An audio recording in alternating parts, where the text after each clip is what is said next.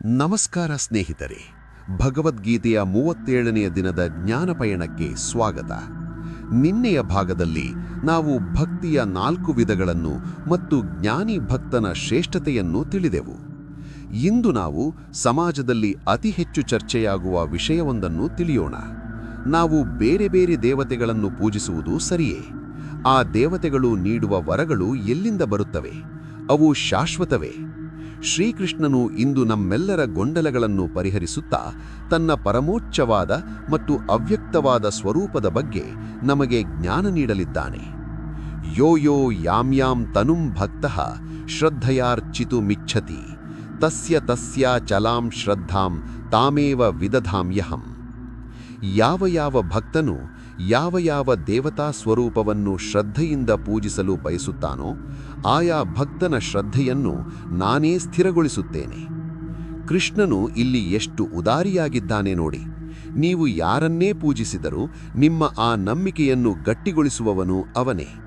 ಆದರೆ ಆ ದೇವತೆಗಳಿಂದ ಸಿಗುವ ಫಲಗಳೂ ಕೂಡ ಕೃಷ್ಣನಿಂದಲೇ ನಿಯೋಜಿತವಾಗಿರುತ್ತವೆ.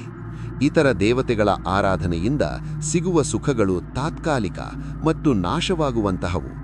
ಆದರೆ ಕೃಷ್ಣನನ್ನು ಆರಾಧಿಸುವವನು ಅಂತಿಮವಾಗಿ ಕೃಷ್ಣನನ್ನೇ ಸೇರುತ್ತಾನೆ.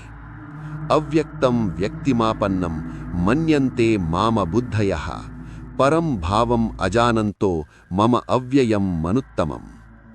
ಬುದ್ಧಿಹೀನರು ನನ್ನ ಅವ್ಯಯವೂ ಸರ್ವಶ್ರೇಷ್ಠವೂ ಆದ ಪರಮಭಾವವನ್ನು ಅರಿಯದೆ ಅವ್ಯಕ್ತನಾದ ನಾನು ಕೇವಲ ಮನುಷ್ಯ ರೂಪದಲ್ಲಿ ಹುಟ್ಟಿಬಂದವನೆಂದು ವ್ಯಕ್ತನೆಂದು ಭಾವಿಸುತ್ತಾರೆ. ನಾವು ಕೃಷ್ಣನನ್ನು ಕೇವಲ ಒಬ್ಬ ವ್ಯಕ್ತಿ ಅಥವಾ ಕಥೆಯ ಪಾತ್ರ ಎಂದು ಭಾವಿಸಿದರೆ ಅದು ನಮ್ಮ ಅಜ್ಞಾನ. ಕೃಷ್ಣನು ತನ್ನ ಯೋಗ ಮಾಯೆಯಿಂದ ಎಲ್ಲರಿಗೂ ಕಾಣಿಸುವುದಿಲ್ಲ. ಕತ್ತಲೆಯಲ್ಲಿರುವವರಿಗೆ ಬೆಳಕು ಹೇಗೆ ಕಾಣಿಸುವುದಿಲ್ಲವೋ ಹಾಗೆಯೇ ಮಾಯೆಯಲ್ಲಿ ಮುಳುಗಿದವರಿಗೆ ಪರಮಾತ್ಮನ ದಿವ್ಯತೆ ಗೋಚರಿಸುವುದಿಲ್ಲ. ಆತನು ಹುಟ್ಟು ಮತ್ತು ಸಾವಿನ ಆಚೆಗಿರುವವನು. ಕೃಷ್ಣನು ಹೇಳುತ್ತಾನೆ, ಅರ್ಜುನನೇ, ಹಿಂದೆ ಆಗಿಹೋದ, ಈಗ ಇರುವ ಮತ್ತು ಮುಂದೆ ಬರಲಿರುವ ಎಲ್ಲ ಜೀವಿಗಳನ್ನು ನಾನು ಬಲ್ಲೆ. ಆದರೆ ನನ್ನನ್ನು ಯಾರೂ ಪೂರ್ಣವಾಗಿ ಅರಿಯಲಾರರು. ದೇವರಿಗೆ ನಮ್ಮ ಬಗ್ಗೆ ಎಲ್ಲವೂ ಗೊತ್ತು, ಆದರೆ ನಮಗೆ ದೇವರ ಬಗ್ಗೆ ತಿಳಿದಿರುವುದು ಬಹಳ ಕಡಿಮೆ. ಈ ಅರಿವು ನಮ್ಮಲ್ಲಿ ವಿನಯವನ್ನು ಮೂಡಿಸಬೇಕು. ಸ್ನೇಹಿತರೆ, ತಾತ್ಕಾಲಿಕ ಫಲಗಳ ಹಿಂದೆ ಓಡುವ ಬದಲು ಶಾಶ್ವತವಾದ ಪರಮಾತ್ಮನನ್ನು ಶರಣಾಗುವುದೇ ಬುದ್ಧಿವಂತಿಕೆ. ಆದರೆ ಈ ಜಗತ್ತಿನಲ್ಲಿ ಜನರು ದ್ವೇಷ ಮತ್ತು ಮೋಹಕ್ಕೆ ತುತ್ತಾಗುವುದು ಏಕೆ?